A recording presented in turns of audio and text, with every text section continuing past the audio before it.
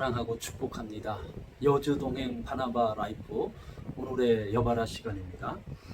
오늘도 함께하는 묵상 나눔을 로마서 3장 9절에서 20절의 말씀으로 죄를 깨달아 은혜를 누리자라는 주제로 말씀 묵상 함께 나누기를 원합니다. 자, 그러면 오늘도 여주 동행을 위한 귀한 말씀 묵상 나눔, 먼저 본받아야 할 모본의 말씀 함께 나누기를 원합니다. 오늘 묵상 속에서 모든 인간은 죄의 세력 아래 살고 있다라고 사도 바울은 선언하고 있어요. 자, 9절입니다.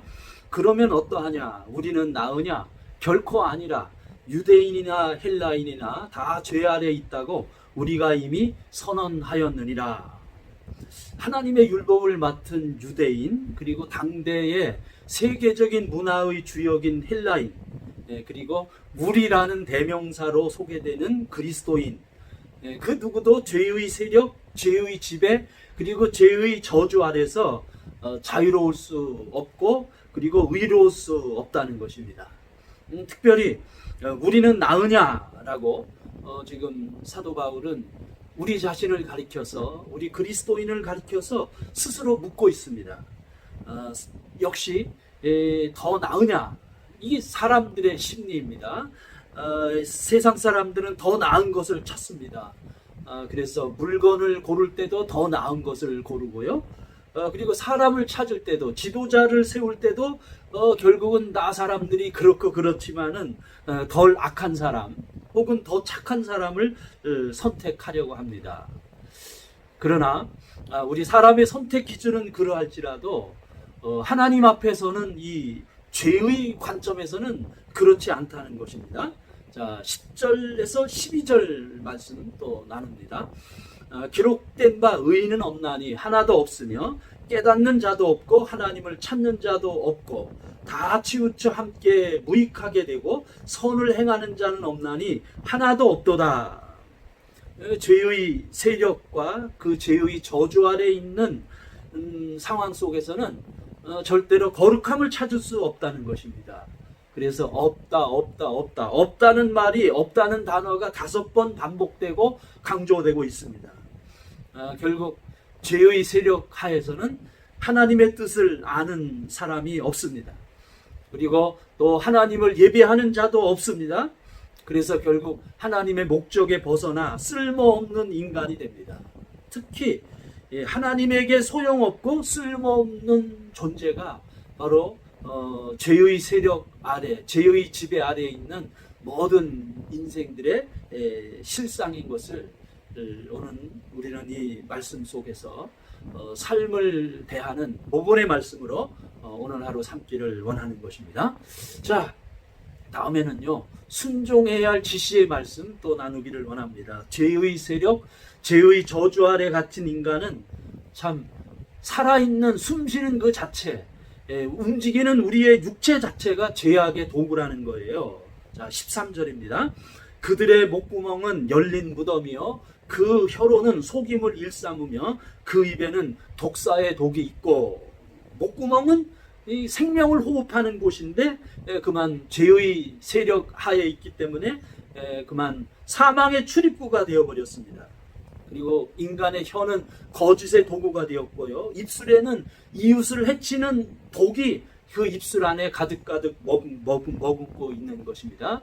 그래서 결국 죄의 세력 하에 있는 인생은 자기가 살고자 이웃을 해하는 그러한 우리 육체 자체가 죄의 도구로 전락된 것입니다. 자, 14절 15절입니다.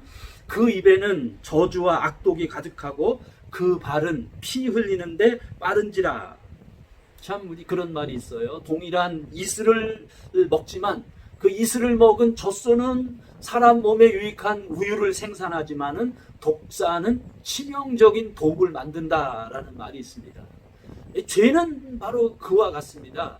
죄의 지배하에 놓인 육체에는 이 저주를 생산하게 되고요, 그리고 악의를 생산하는 그러한 도구가 될 수밖에 없는 것입니다. 우리의 발, 우리의 행위, 삶의 행적은 남을 해하고 그리고 타자를 죽이는 것에 전념하는 죄악의 도구가 되는 것입니다. 결국 죄의 세력에 잡혀 있으면 인간의 육체는 죄와 저주의 도구가 되는 것입니다. 죄 가운데 호흡하는 인생의 실상을 오늘 묵상 속에서 우리에게 보여주는 오늘 하루를 우리가 사는 지시의 말씀으로 주님의 음성을 이 시간 듣고 함께 나누기를 원합니다.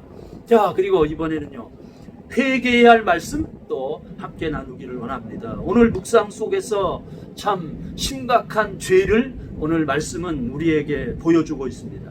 죄의 세력에 갇혀서 처참하게 뒹구는 그 인생의 실상, 육체를 우리 목격하게 하는 거예요. 자, 16절입니다. 파멸과 고생이 그 길에 있어. 죄의 길에 서 있는 인생은 삶이 파멸과 고생입니다.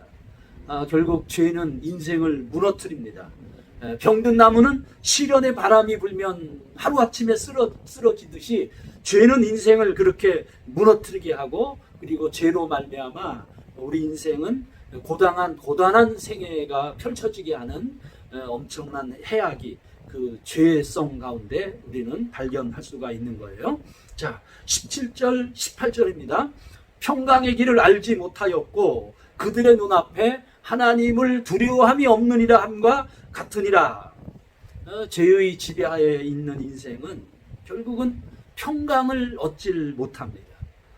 현세적으로 풍족한 물질의 혜택이 있지만은, 그러나 그 마음은 늘 부족함에 쫓깁니다. 마음은 상처로 골마 있습니다.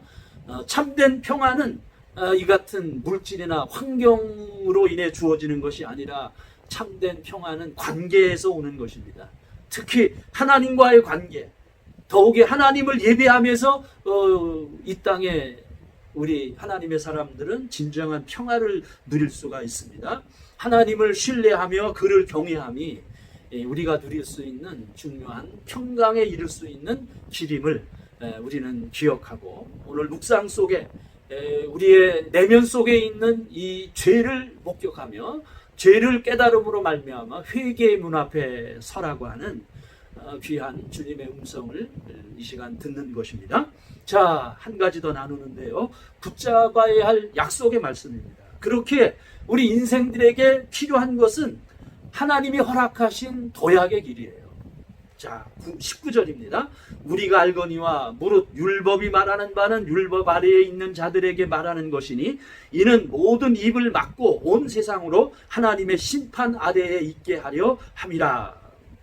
우리가 알거니와 이렇게 이제 관심이 압축되고 있어요.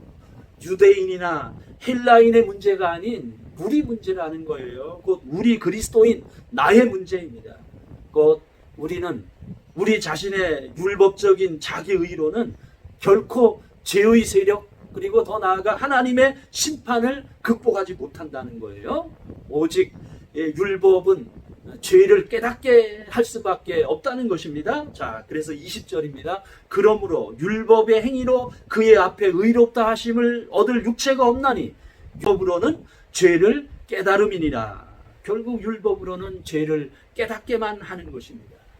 이제 우리는 이 죄를 깨달아 하나님의 은혜의 문으로 들어가야 하는 거예요.